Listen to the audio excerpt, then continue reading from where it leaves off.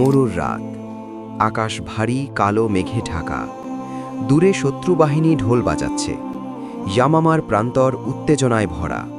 মুসাইলিমা কাজ্জাবের বাহিনী অগণিত, তাদের কণ্ঠে বিদ্রোহের শপথ।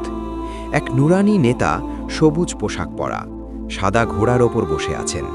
তার মুখ থেকে আলোকজ্যোতি বের হচ্ছে। তিনি হাত উঁচিয়ে সৈন্যদের নেতৃত্ব দিচ্ছেন।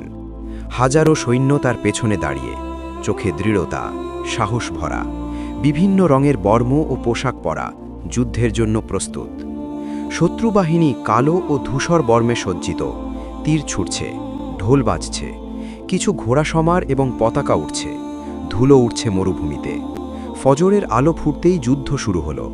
তীর উড়ে যায় আকাশ চিরে, ঘোড়ার খুর মাটিতে কাঁপছে, তলোয়ারের আঘাতে ঢাল ভেঙে পড়ছে। মুসাইলিমা বাহিনী উন্মত্ত হয়ে ঝাঁপিয়ে পড়ল। মুহূর্তের জন্য মুসলিম সৈন্যরা পিছু হটল। ধুলো, রক্ত এবং চিৎকার চারপাশে।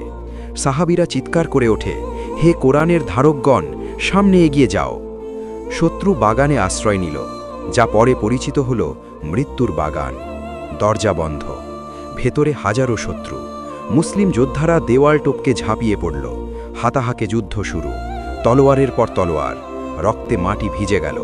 হাতাহাতি যুদ্ধ ভয়ঙ্কর। নুরানি নেতা সাদা ঘোড়ায় সামনের দিকে এগিয়ে আসলেন, তলোয়ার উঁচিয়ে। সৈন্যদের বললেন, সত্যের পথে অটল থেকো।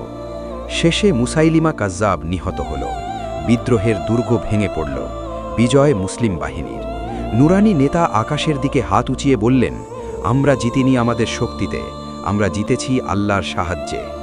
রাতের আধারে তিনি সেজদায় লুটিয়ে পড়লেন, কণ্ঠ কাঁপছিল, হে আল্লাহ, শহীদদের শাহাদাত কবুল করো, এই উম্মাহকে কোরআনের ছায়ায় অটল রাখো।